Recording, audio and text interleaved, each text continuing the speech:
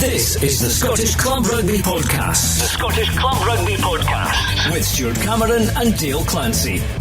Hello and welcome to episode 16 of the Scottish Club Rugby Podcast, the last episode of 2023. So we'll be rounding up last week's results, looking ahead to what's in store in clubland north of the border this weekend. 20% of all the matches in the National and Premiership leagues were off last week due to waterlogged pitches. It's been pretty wet in the last few days, and that's set to continue up to the weekend. Well, Dale Clancy with me again, but let's recap first of all on the Premiership games from last Saturday. All five of them went ahead. Glasgow Hawks 12, Currie 16, Hawick 59, Jedforest 12, Heriots Blues 24, Musselburgh 22, Marr 17, Edinburgh Accies 13 and Selkirk 0, Kelso 27. So a few stories from that. Glasgow Hawks still not beating Currie, but they got pretty close. Yeah, I think, you look at the results in the Premiership and you would argue that most of them have probably gone to form, and the winners of those games perhaps went into those matches as favourites, but three of those games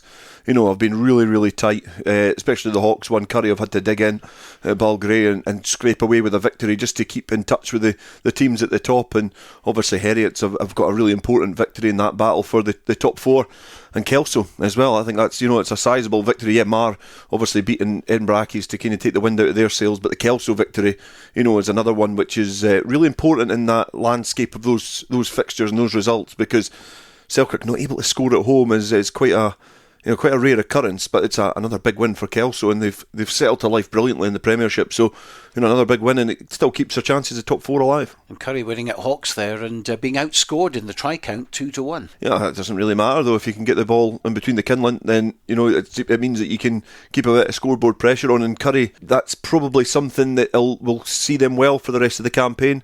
There's a chance they're going to be playing an away semi-final, and you have to win games ugly. Sometimes you just have to win games as they're meant to be won, and if you're kicking between the posts, then that's obviously what Currie have done on the day and been able to escape with a victory. Well, all being well, despite the rain, we should get a full programme of games this weekend. Let's have a look at the Premiership table then. Hawick at the top with 61, Marr in second place, 56, Currie 51, then a gap to Musselburgh 40, Heriots Blues 39, Edinburgh Accies 37 and Kelso 35. So just the 5 points separating those four teams, all going for that fourth place at the moment, and the playoff position.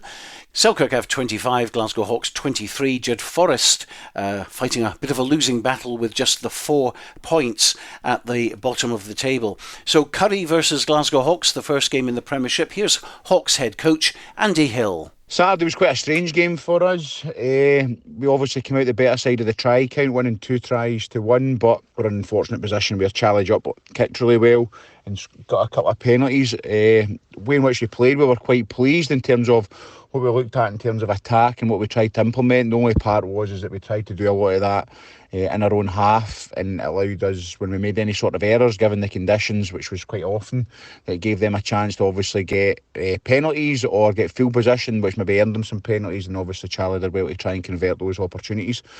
So we've obviously looked at this week with playing Currie, we're in that kind of difficult position, or strange position probably, that we get the chance to go back to back against them. So analysis this week should be pretty easy in terms of looking at what we need to try and do to try and improve, and I'm sure the situation will be the same for Currie as well, but what they're going to try and do against us. So we know they're going to probably come and target a set piece after the weekend, where they've probably got a bit of dominance within that, round about mauls and scrum. So we're going to have to try and rectify that through the week, and then we're obviously going to have to try and implement what we're doing in attack, but play in the right areas to try and make sure that we can put Currie under pressure. And we showed that when we get them down in their own half, that we've, if we convert a few more of those opportunities that we have, we were a wee bit impatient, probably coming off the back of not playing the last few weeks. Then if we can try and convert a couple of those more opportunities, then we should be really difficult to beat. In terms of last weekend, it was obviously quite an expensive one for us with Stephen Leckie.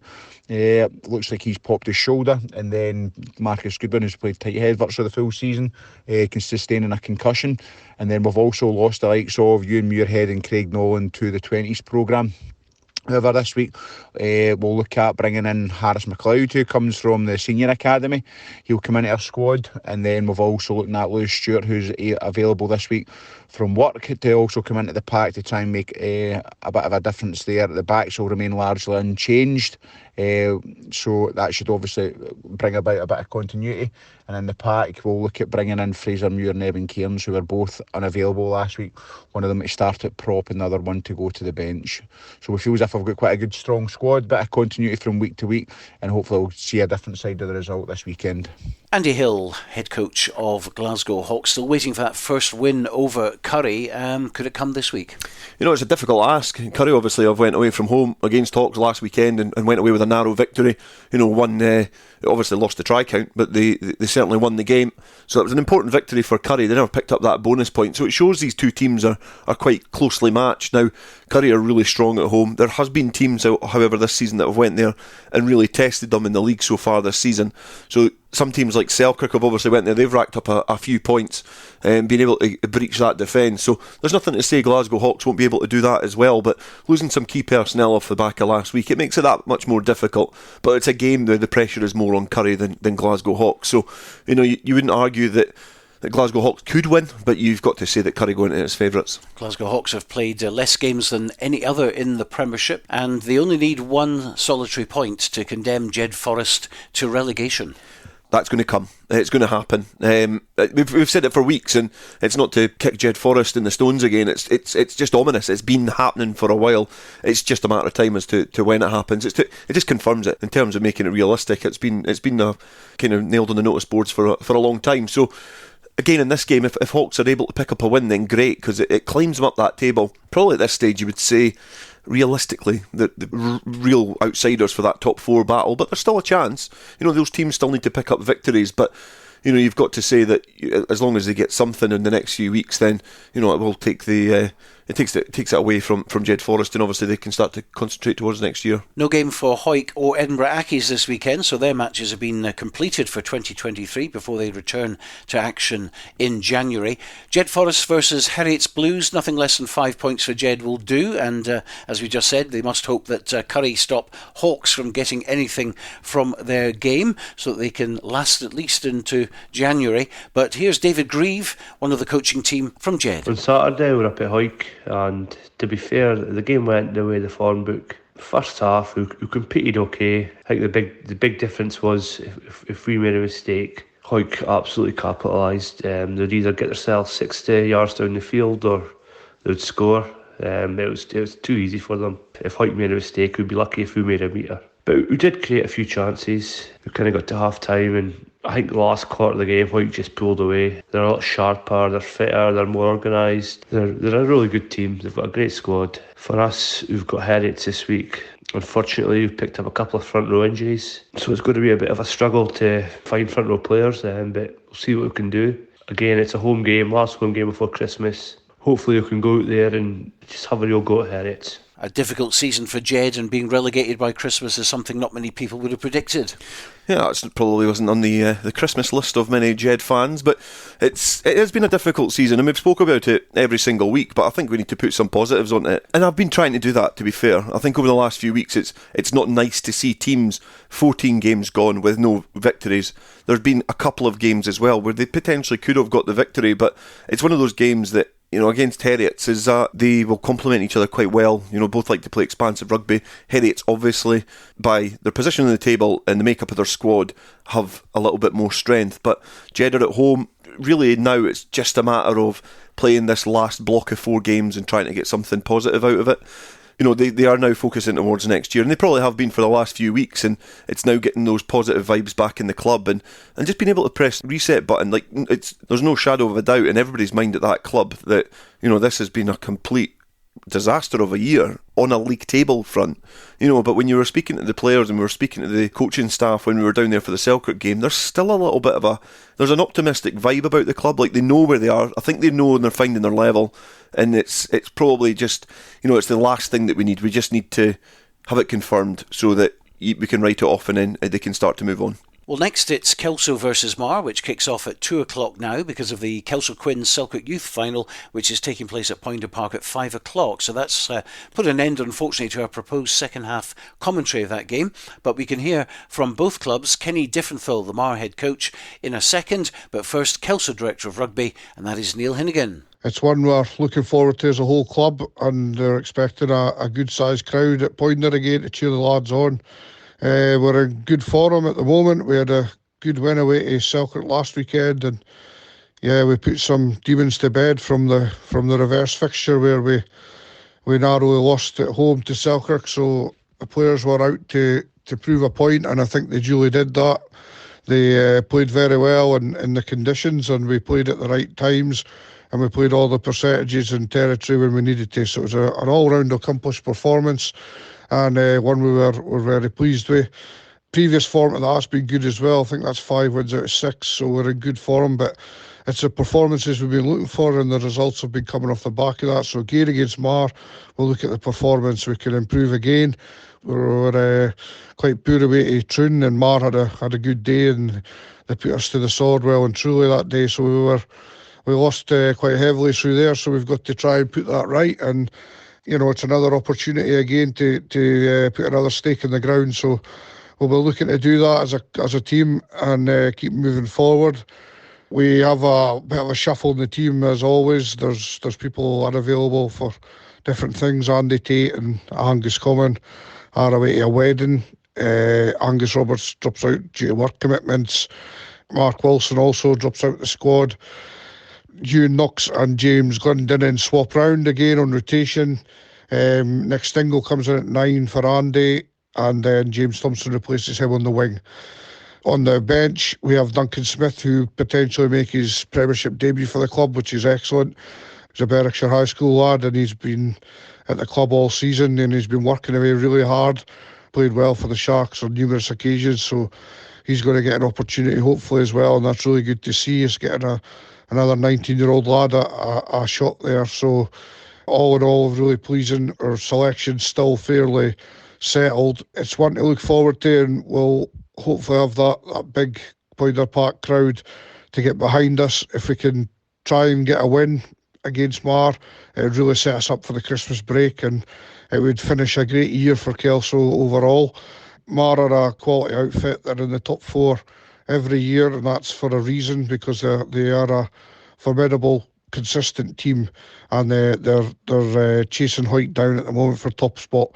So we're under no illusions how tough it's going to be, but we have to believe in ourselves at Poynter that we can get there and we can do a job. So again, that's what we'll be looking to do. We'll try and make the people of Kelso happy for the Christmas with hopefully a good win.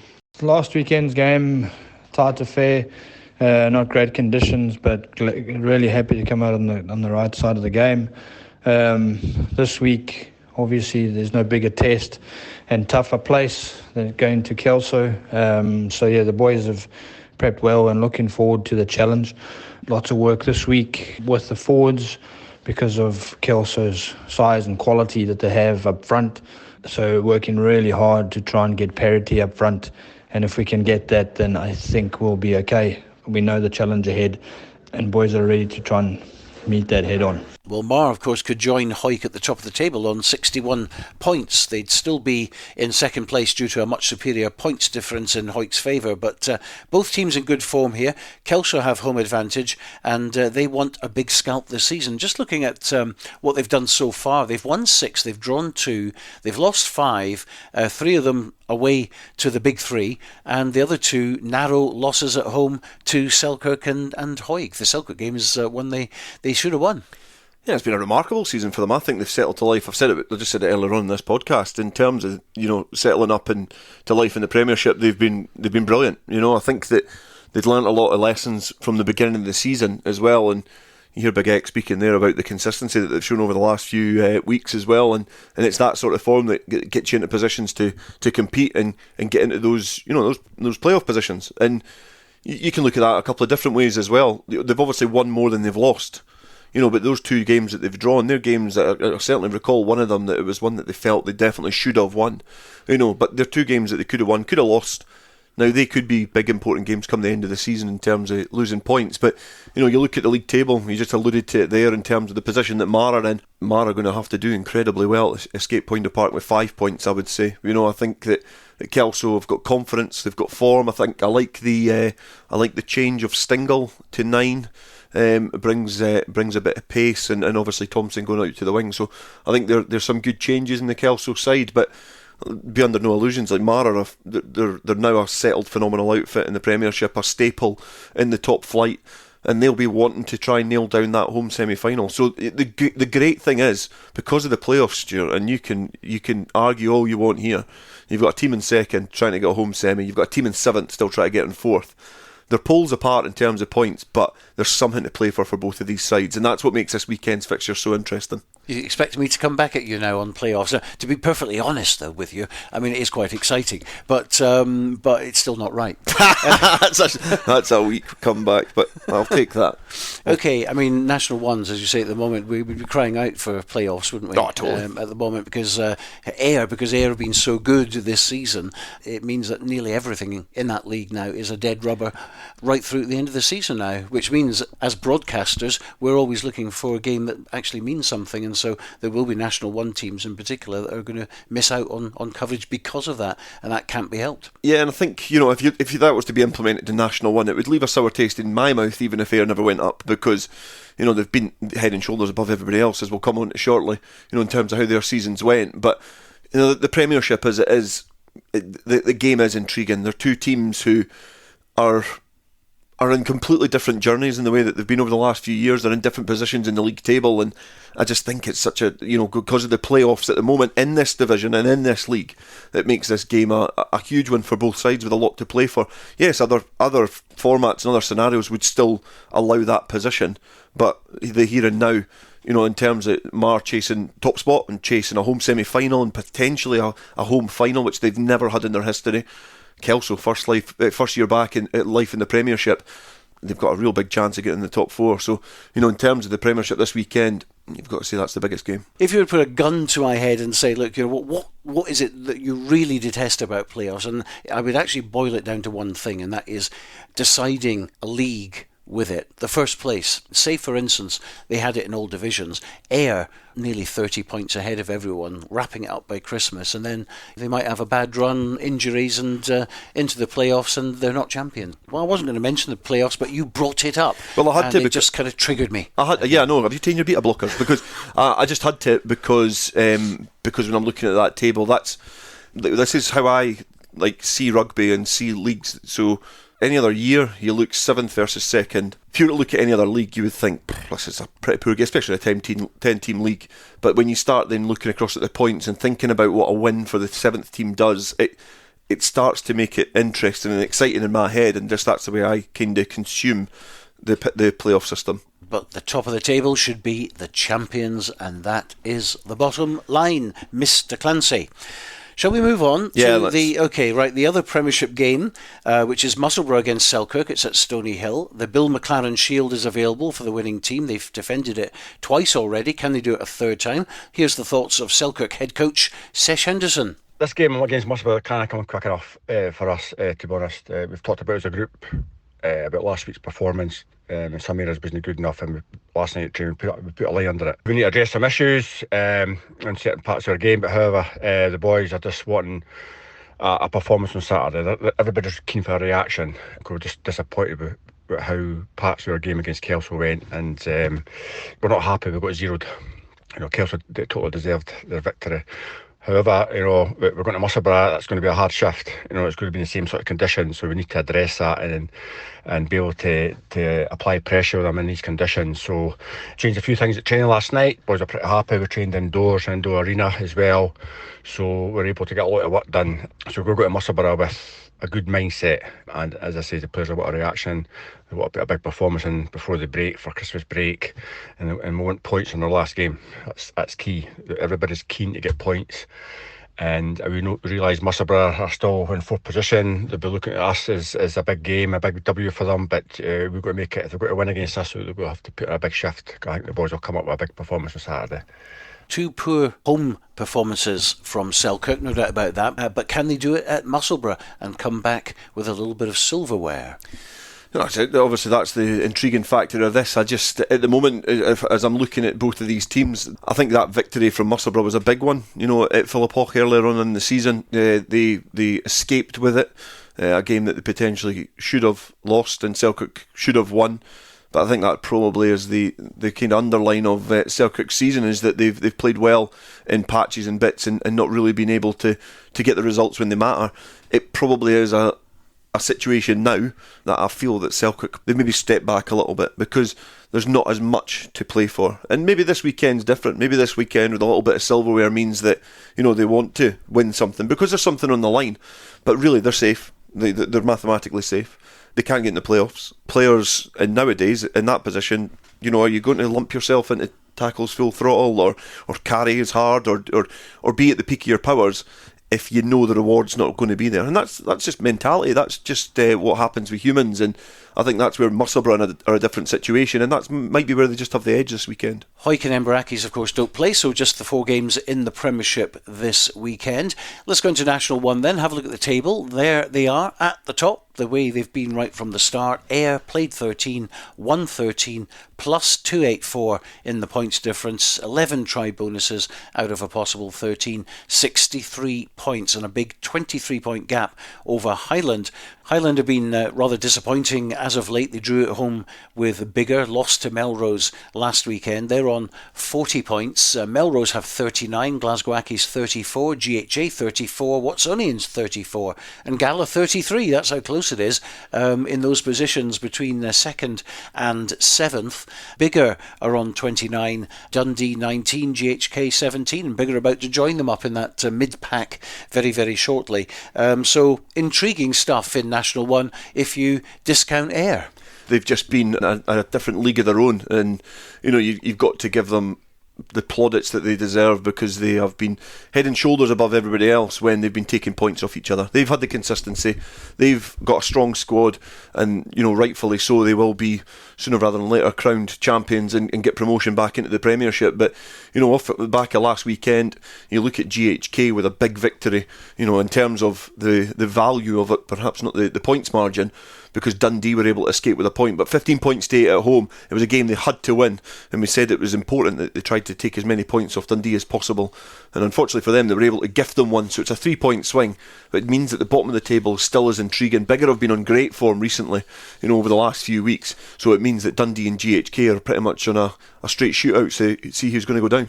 So those results at the weekend were Ayr 35, Gala 21, Biggar 37, Glasgow Accies 22, GHA 27, Watsonians 20, and as you mentioned, GHK 15, Dundee 8, and Melrose 34, Highland 22. Well, first up this weekend is Ayr against GHK at Millbrae, top versus bottom. Ayr only need 3 points to secure the National 1 Championship. Here's their head coach, Grant Anderson. We were pleased with the win against Gala on Saturday, although the weather probably had a bit of an impact on the quality of rugby.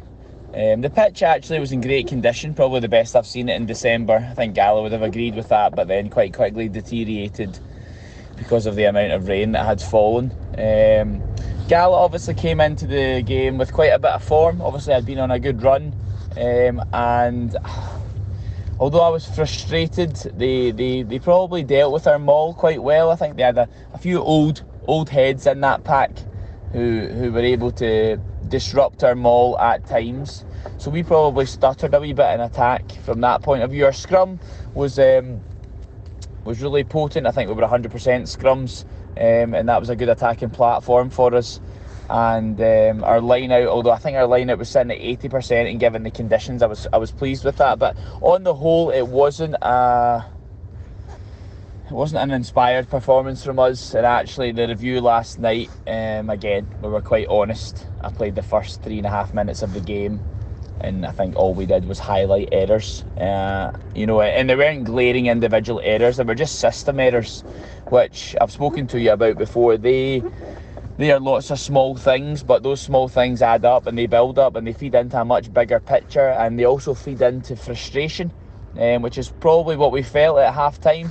I was really quite frustrated, and so were some of the leaders in the group, and then that frustration then probably spilled into the second half a little before we kind of got the bit between our teeth. Our defence functioned a little bit more accurately, and then in attack we were a wee bit more potent. So again, obviously my standards are very, very high, and I've done that for a reason all season. I'm never going to drop them, but after the dust settled on Sunday, I looked back at that game and thought, it was a hard-fought win. We took 5 points from it.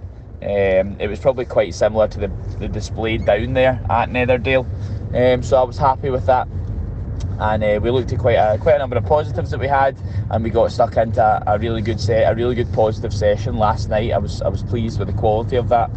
Our attention obviously now turns to GHK on Saturday, and despite everything that could come from that game, I am still approaching that as our next game. We've set a target for the game. We know what we want from the game. We know how we want to play that game, and then if things go our way and we manage to fall on the right side of where we want to be on Saturday, then there's obviously quite a substantial reward at the end of that. But from my point of view, I'm viewing that as solely another game of rugby where we need to stand up, be counted for, and do the basics to a really high standard. Hoping the pitch has dried out a little, so that we're able to play the brand and style of rugby that we want to be playing. But again, if not, then we'll alter our style a wee bit, and try and play to our strengths. So really looking forward to the week ahead. There's a lot of young boys in our squad, and I'm not someone who's overly spoken about the age of our squad. I've spoken about being naive at times when I've been harsh, but throughout the season we've had 17-year-olds, Jake Shearer.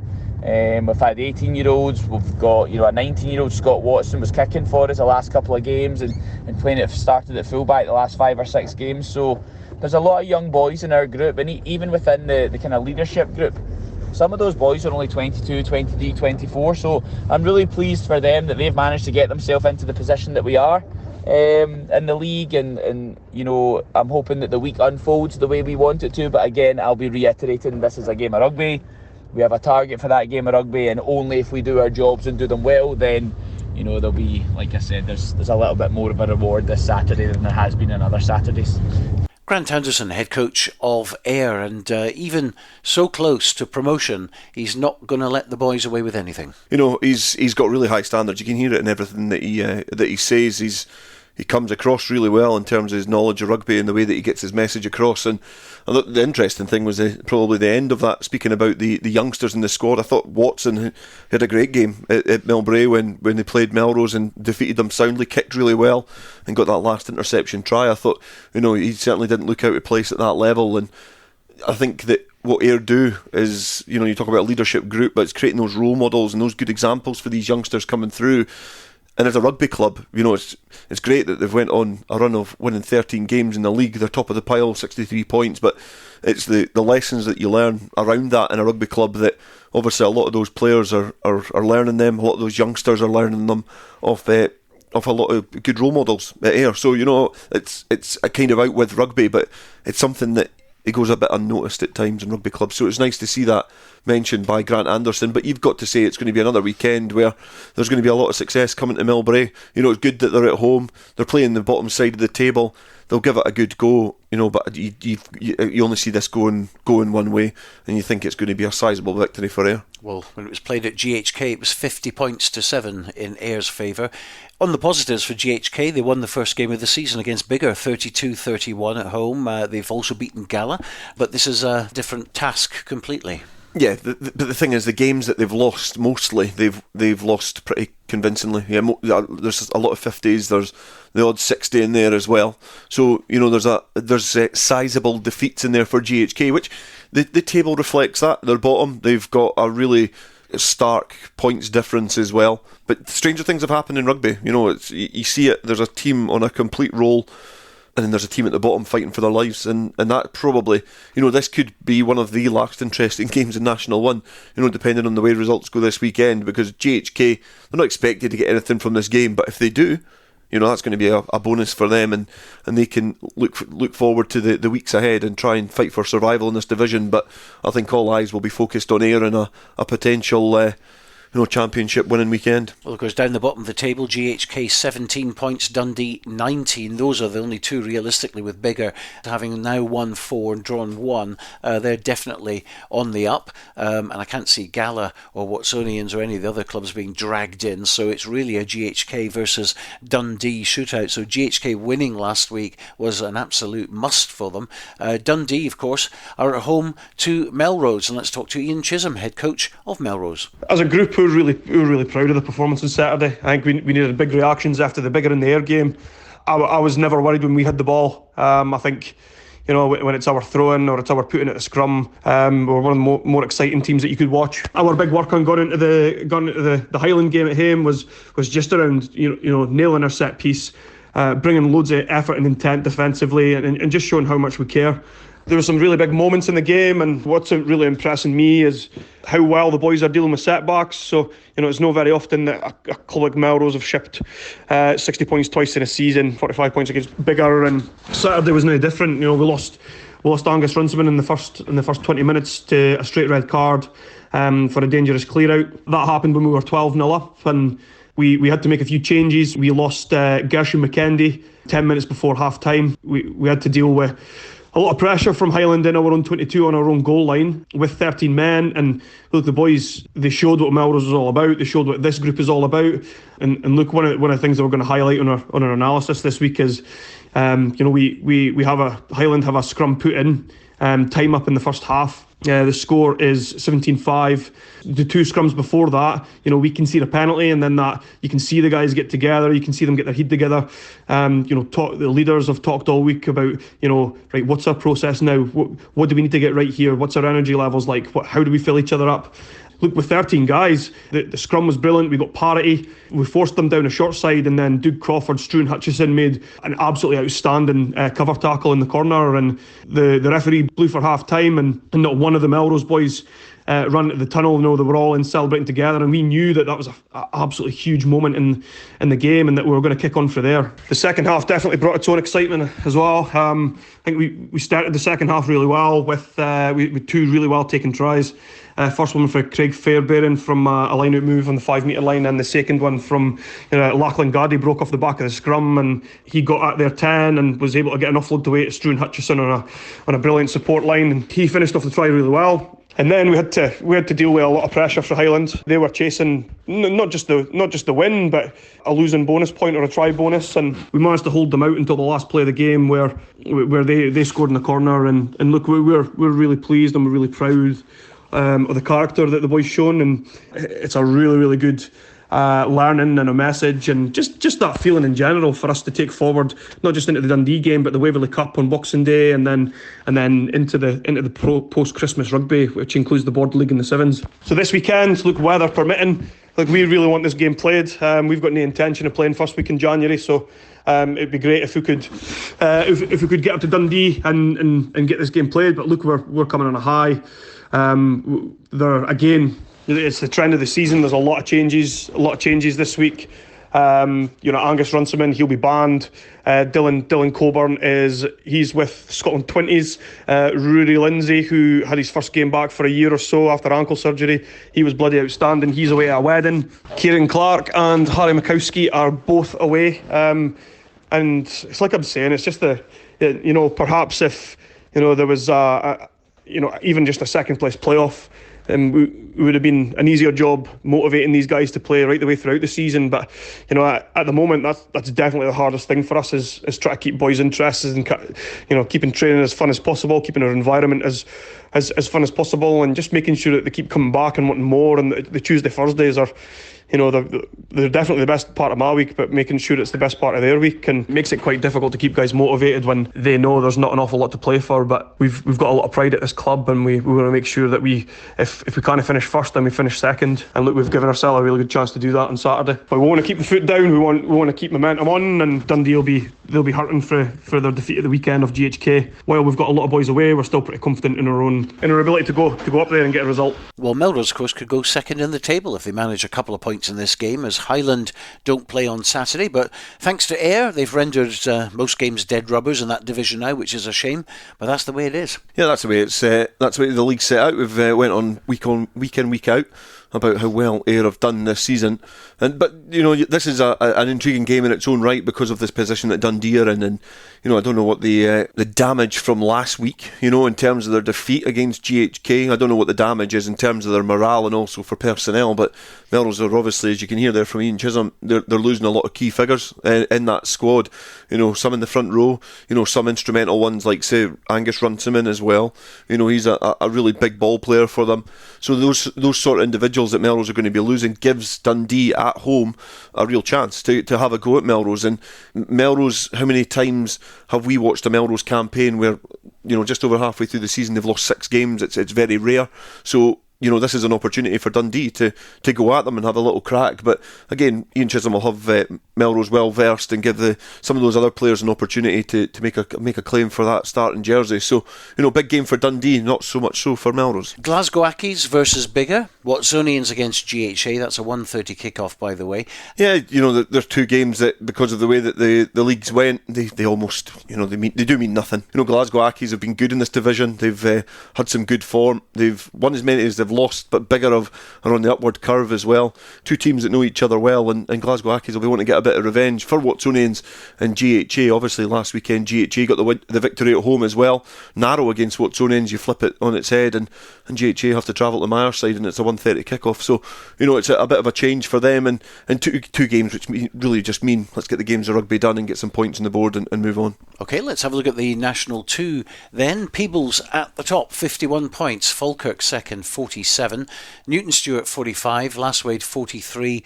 Gordonians 35. So that's your top 5. And then there's a huge gap, 13 points to Stewart's Melville, who have now climbed to 6th. They've got 22. Stirling County 21. Kirkcaldy 20.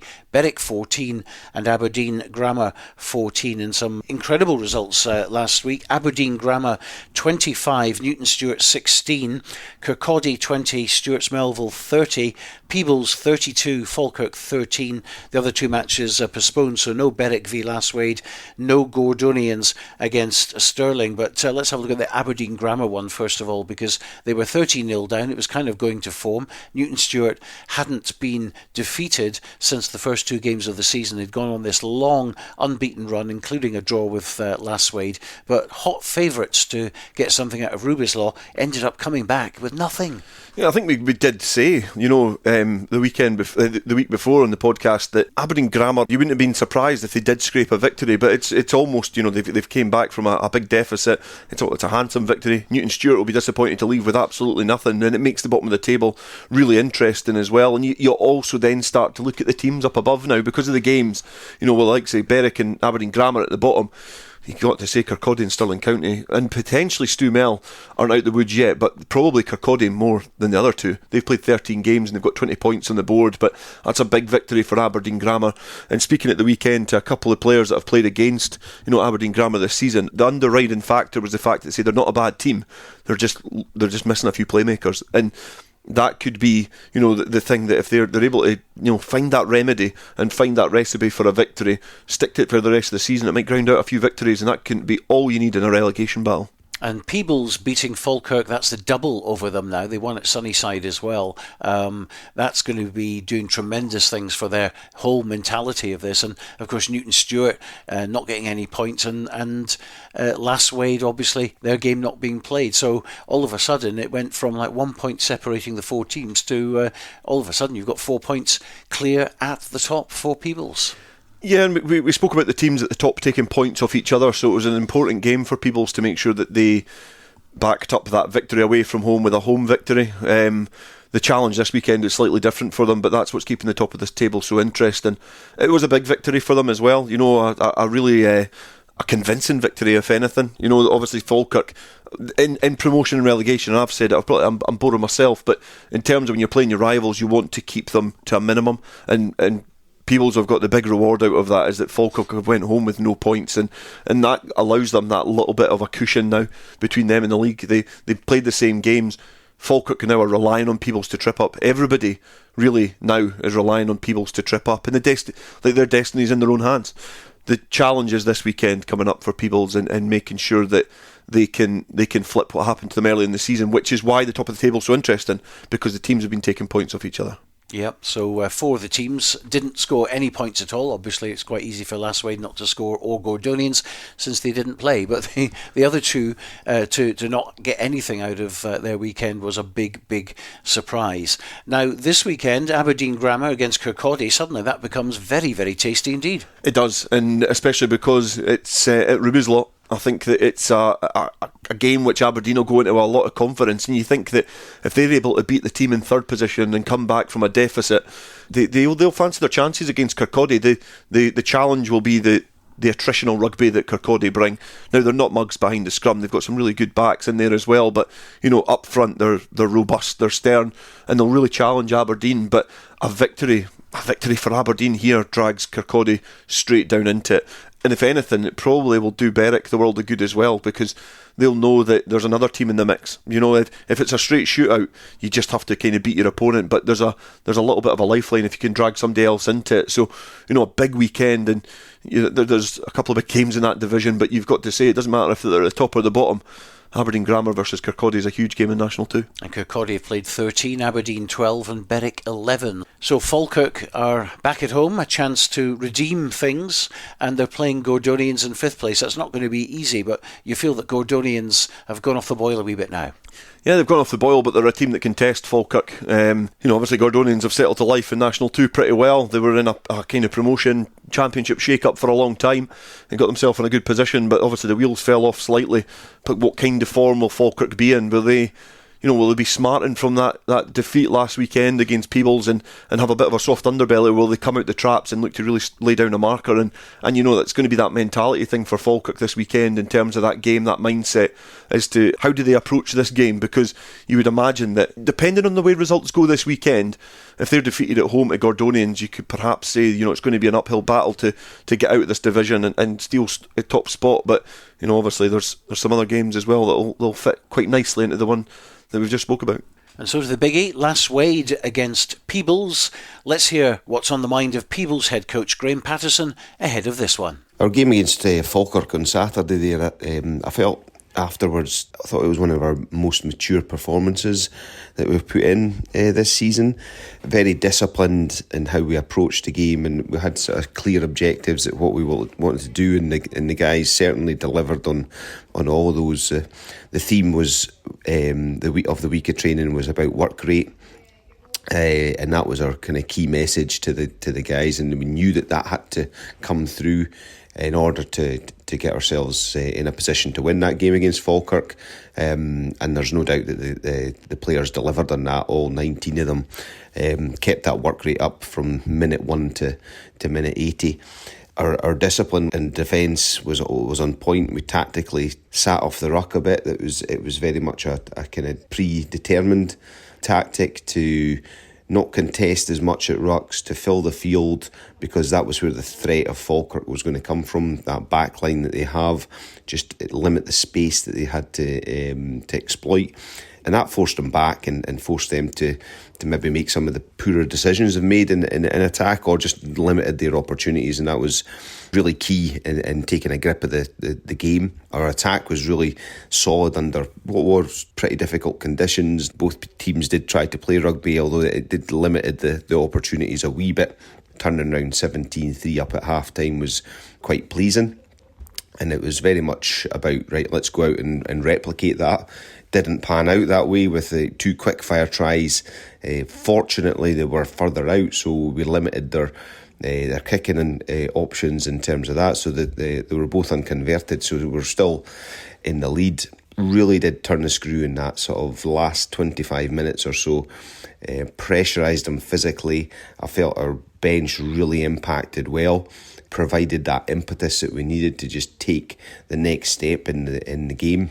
So it was absolutely brilliant performance, and as I said, a mature performance from our guys. Matty Carrier and Ross Brown up front were outstanding. They really led the forwards in terms of set piece. Looking ahead to Lasswade, another big battle. We're going to be looking to put a better performance than we did in our first half of the game down at the Gates, where we just gave them too much respect, too much leeway, too many opportunities in that first half, and left too much to do in the end in our second half comeback. So looking to be a lot more proactive in imposing our game on last week. So that'll be one of the key messages about getting out of the blocks and really being more proactive.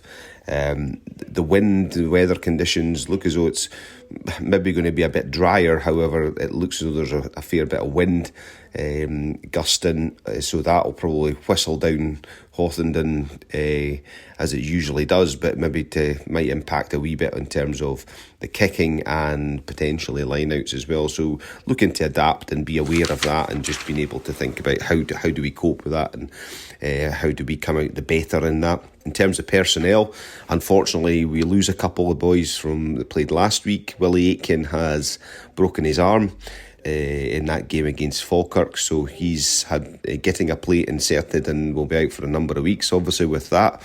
And Cammy Pye has departed on his travels to Australia for a number of months, and we wish him well on that. And the performances he's put in over this season have been outstanding, and we will miss him.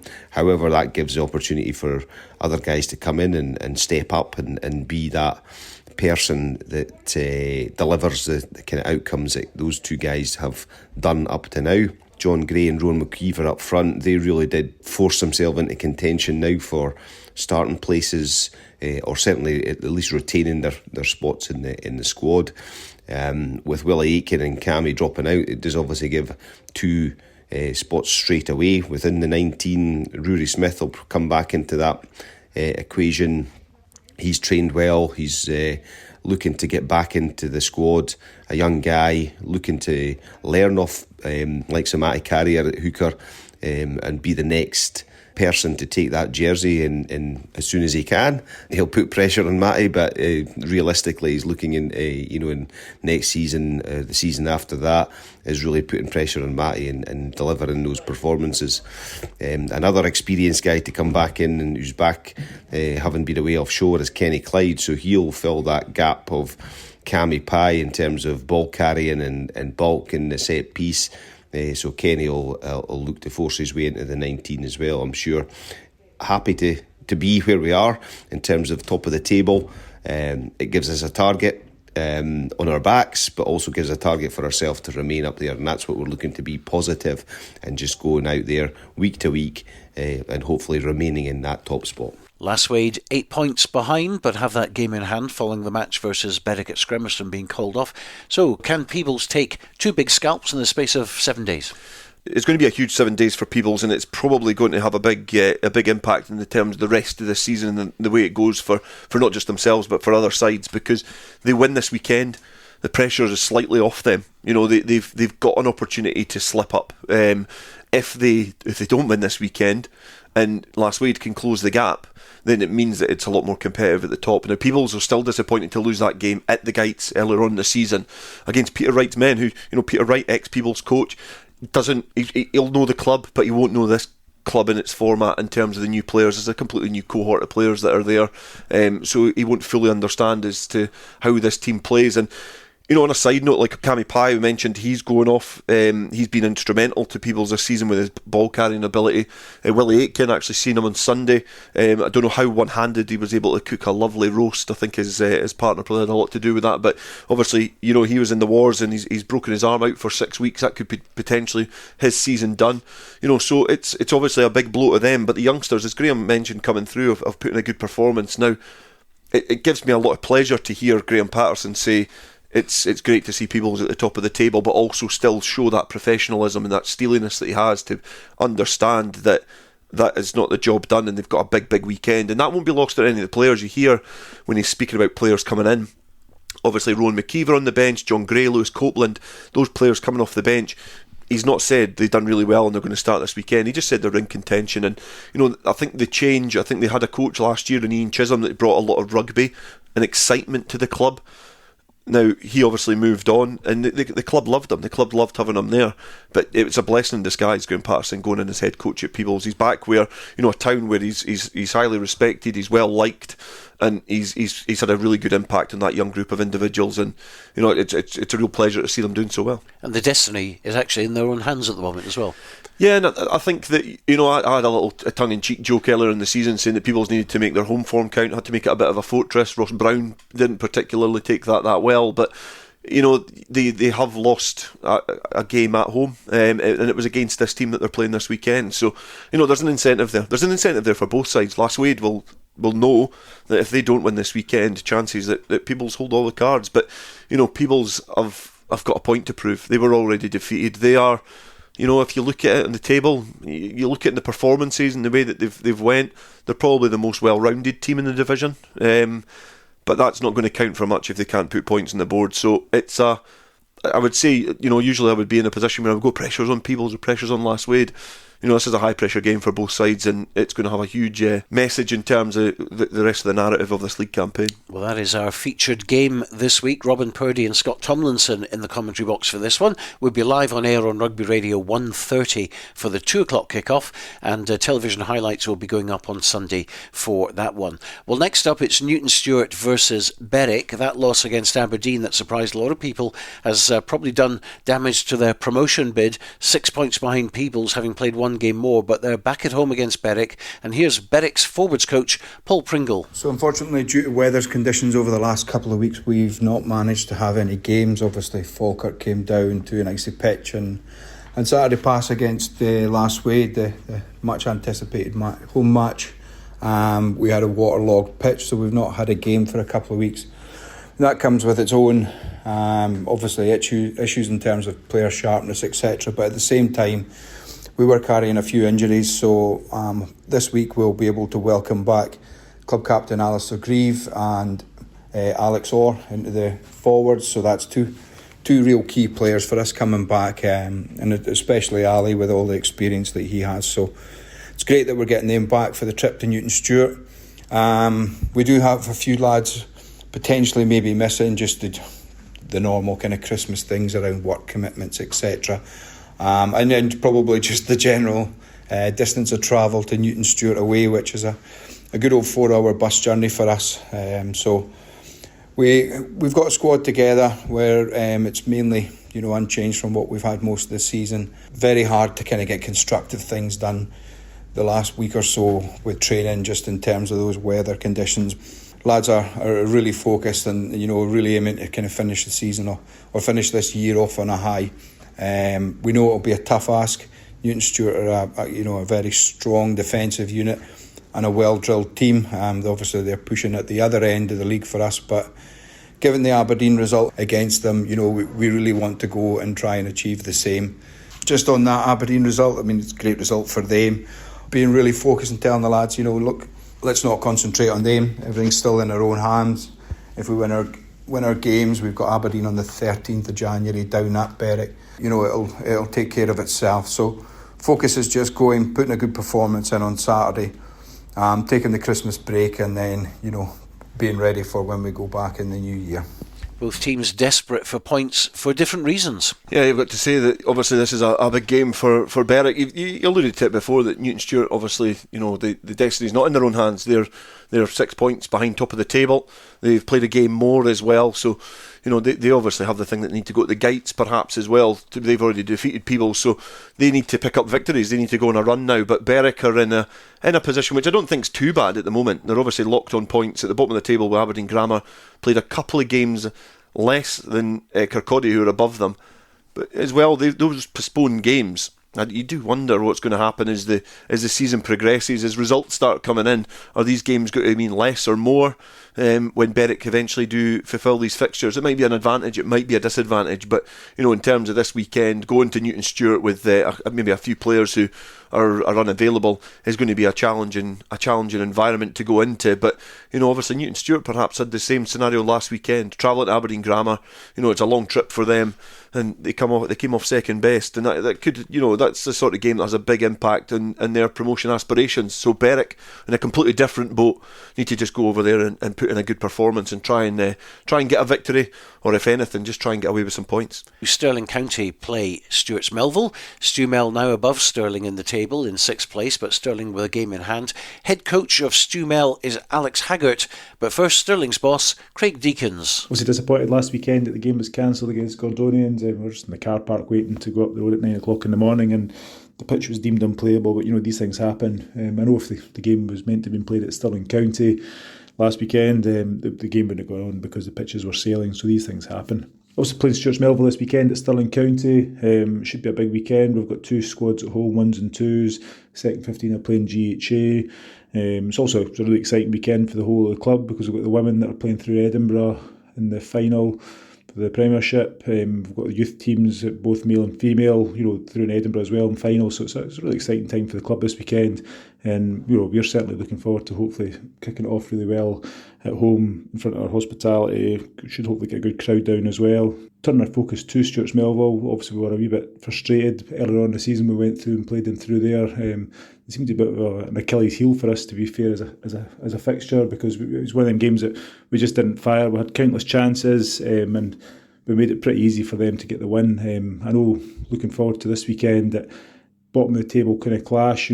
Both teams are hoping to come out on top, or want to come out on top of this one, but we're certainly looking forward to it. There's not many changes to our team from last weekend at the moment, but the big factor, I suppose, is the weather's meant to be dry for the rest of this week, but the pitches are going to be heavy, and for me it's going to be a key area, to be honest. The team that manages the conditions the best will probably come out on top, but it's going to be a really good clash, and I say a fixture that both teams will be wanting to come out on top. We're not stupid when you look at some of the results that have been happening in the league so far this season for Stuart Melville. It was only a couple of weeks ago that they only got beat a couple of points off Peebles down there. They're a team that are in the hunt all the time at small margins, that are winning and losing games. I think they got a good win last weekend against Kirkcaldy through there, so for me, these games, there's no given of who's going to turn up, what's going to turn up, if you're going to win or not, so I'm certainly excited about looking forward to a good game this weekend, and hopefully it's us that come out on top.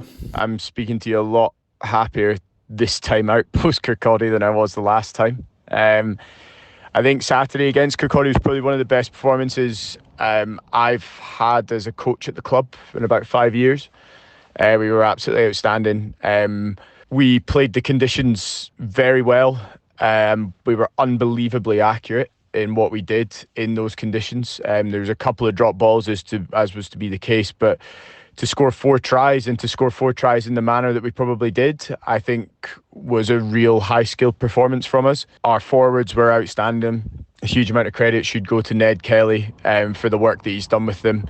Our line-out functioned really, really well. I think our switches between mauling and ghosting and going off the top, I think, confused Kirkcaldy a little bit, which meant that we were able to kind of get a bit of pay out of that. I thought our defence down to Dave Hampton was also very good.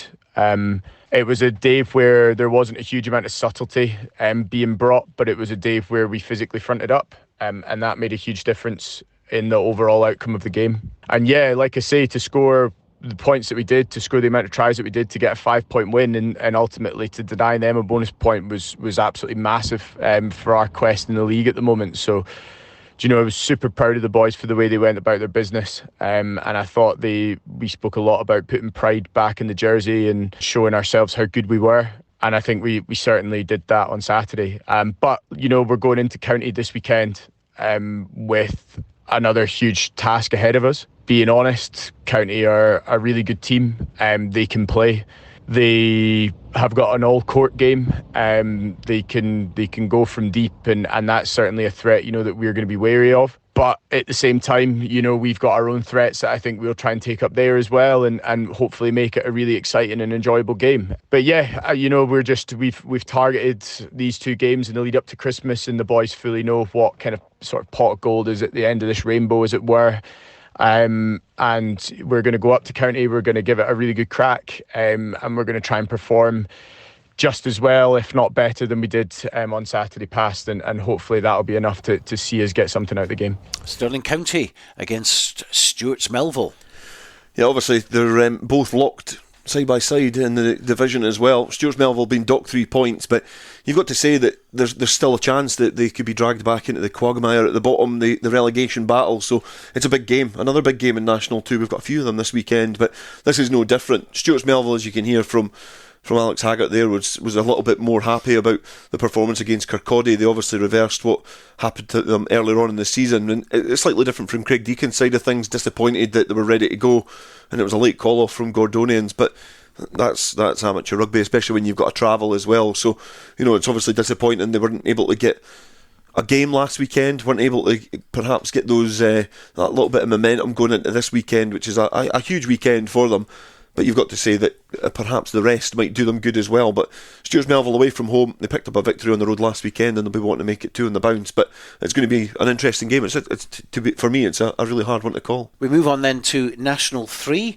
Last weekend's results, Cartha Queen's Park versus Hamilton. That was postponed. That's going to be played, would you believe, on March the 16th. And we'll come to this a bit more in a second. Dumfries 17, Allen Glens 17. 2 points gained for Dumfries, but a big 3 dropped by Allen Glens. Howe 5 22, Preston Lodge 29.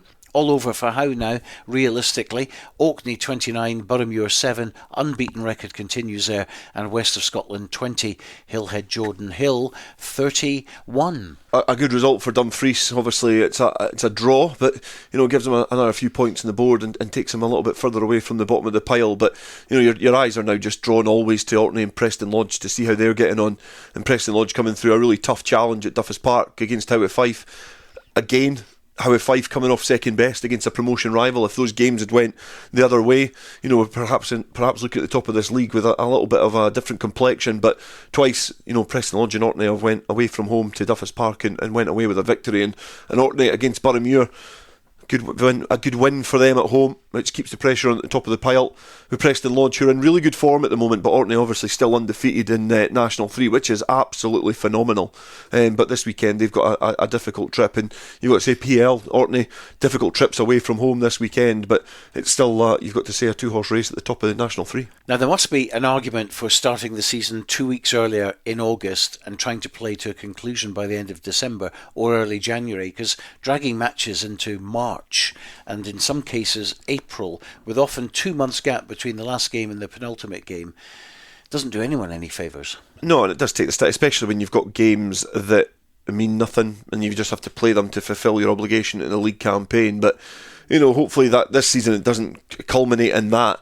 Obviously we've seen a lot of postponed games, especially in National 3. You can see, you look at that table and there's a lot of teams played 11 games, so there's a lot of rearranged fixtures to fulfil before the end of the season. But hopefully, after the turn of the year, we're able to get them out the road and get them all done and keep a bit of excitement in the league campaign. But, there is an argument perhaps to just drag it forward a little bit more. But, it's the way that rugby has evolved, and it's obviously been traditionally a winter sport. I would have no arguments if it was a summer sport, or if it was more a kind of early autumn sport, and you bring it to the beginning of August so that you can try and culminate it before the festive period.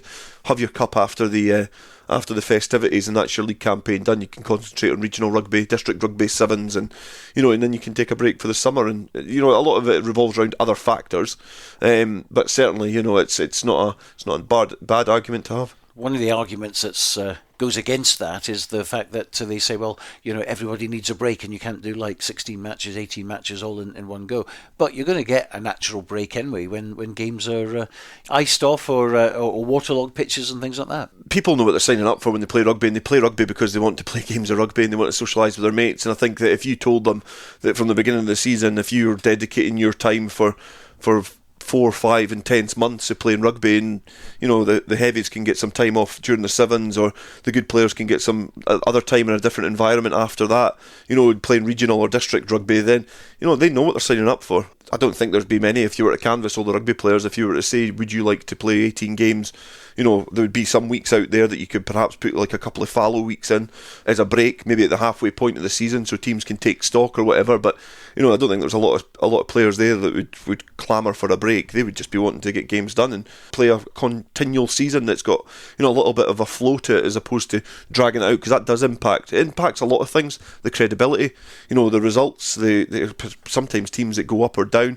Rugby now is a different environment in terms of being driven by family factors, social factors, work factors. It's almost flipped in its head as to where it was years and years ago, but there's certainly some slight changes could be done to the league campaign. But perhaps in time, as we see the settle of the 10-team league, that might come in time. And if we just talk about the East League, you'd think there'd be no problems with the East League because they only have 8 teams, in some cases just 7. But the likes of Duns, for instance, their penultimate match is against Dalkeith on the 13th of January, and then they wait 2.5 months before they play Hawick Quins to finish their season. I mean, the boys they'll be gone away, wouldn't they, for 10 weeks? And, how can you prepare when your teams have gone away for 10 weeks? Yeah, I think there's a lot to be done. I think in terms of the league, don't bring the cup in it. And, the East League, it's easier for us to look at because that's our region. But, all the other divisions, the West Leagues and, all the North Leagues as well, they'll have similar issues. But I just do think there's a little bit more ownership that could be instilled upon the clubs, perhaps from the SRU, to put a little bit more responsibility on clubs to get these fixtures fulfilled in any way that they can.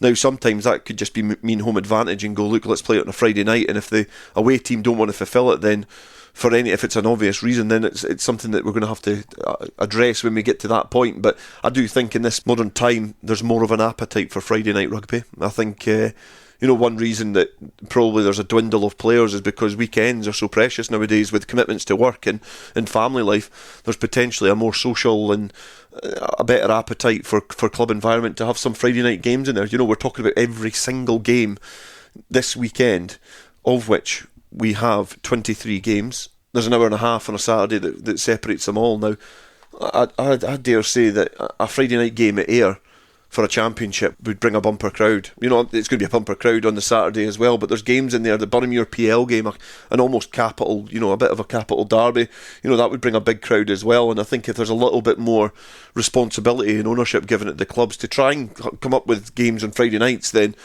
perhaps they should be looking at this as an avenue to get some more games played, as opposed to, if they can't shift fixtures, I know weather always comes in it, but if they can't shift stuff, have a little bit of a different approach to try and get games done. Well, we digressed a little bit. We were talking about National 3. Let's have a look at the league table there. Preston Lodge on top, 54 points. Orkney, 51. Unbeaten still with 11 games played, 11 games won. Allen Glens, 43. Howe 40. Hillhead Jordan Hill, 37. Boroughmuir, 34. Then a big drop to the bottom 4. Dumfries, 19. West of Scotland, 15. Cartha Queen's Park, 14. And Hamilton still winless at the bottom on 9 points. So this week's fixtures: Allen Glens against Cartha Queen's Park, 3rd against 9th. Boroughmuir versus Preston Lodge, 6th against 1st. Dumfries against Howe Fife, 7v4. Hamilton versus West of Scotland, that's 10 versus 8. And obviously Hamilton will be targeting that as their first win of the season. And Hillhead Jordan Hill against Orkney, 5th against 2nd. And each week we think Orkney could come unstuck on the road, but they keep going. Yeah, each week I think Orkney continue to surprise and silence a lot of doubters, and for me, I did watch bits of that Howe Fife game. I thought the structure was really good in terrible conditions, and they've got a lot of big ball carriers and a lot of rugby ability as well, and the table doesn't lie. That's why they're towards the top, and with that game in hand as well. Obviously one of the games in hand that they've got is against Preston Lodge, because that game was postponed, but they could be top of the pile, and few would argue against that in terms of the form and the commitment that they've shown. It's been a remarkable season, so yeah, they continue to silence the doubters, but again, Hillhead Jordan Hill is another big challenge, and it's just every weekend where they've got to get off the boat, and every team has to get off the bus. They've got to get off the bus, off the boat. They've got to get off everything, and to be able to have that frame of mind and that drive to put in performances and consistency that they have, it's remarkable. It is. I can't speak highly enough of the way that Orkney have handled themselves this season, and that's from a distance. It must be an absolute thrill to be involved in that club at the moment. But as well with PL, you can see their consistency. They've obviously suffered that one defeat, but since then they've went on a great run of form. They've put a lot of teams to the sword as well, and you look at their social environment on like say Instagram and things like that, you see how much camaraderie they've got in that club. They're obviously a well-gelled team which brings results, and it's another challenge for them this weekend. Boroughmuir are a big club. They have been for a while. They're just in a transition period where they're falling like a stone, and they're not able to find that balance between semi-professional rugby and club rugby. But at one point they'll click, and they're a team that can certainly put on a performance, so they could be the team to spring a surprise and defeat Preston Lodge. But equally so, Hillhead Jordan Hill are certainly capable of it against Orkney. Yeah, and I think that's a discussion we're going to return to in the new year, probably about the way that Ayrshire Bulls and Ayr have worked it out, Heriots Blues and Heriots have worked it out. But clubs like Boroughmuir, Watsonians to a lesser extent, but other clubs, Stirling County, haven't really bought into it. Yeah, I think that is a conversation for another. I've got quite a strong opinion on the Super Series from positive and negative ways. But I think the intriguing way is how some clubs have adapted to it. I don't think we've got the time to listen to that just now. But it is certainly a really interesting thing. Like, say, Ayr have taken longer than Heriots, and that's surprising. But they've made it work now, and you can see that, you know, they've had a clear plan in place, and they've got a plan for the future. Some other teams perhaps haven't had that plan, and they've had a really short-term plan, which brought short-term success as such. But the longevity of it hasn't really worked for some clubs, and teams like Boroughmuir Bears, Southern Knights are those clubs that we're talking about. So, and certainly I think that will be worse than the playoffs, speaking to you about semi-professional rugby, but it's a conversation for another day. It certainly is, and that's of course if we even have a Super Series, because the contracts are all up in at the end of the season. We've got the Sprint Series coming up, and who knows what will happen beyond that. Let's go to National 4 then, and last weekend 3 games survived. North Berwick 31, Strathmore 0, which was a very impressive result for North Berwick there. Perthshire 51, Ross High 22, the basement battle won by Perthshire there, and Stewartry 40, Dunfermline 26. That means the league table has Garnock, who are still unbeaten because they haven't played for ages. Just 10 games they've played so far.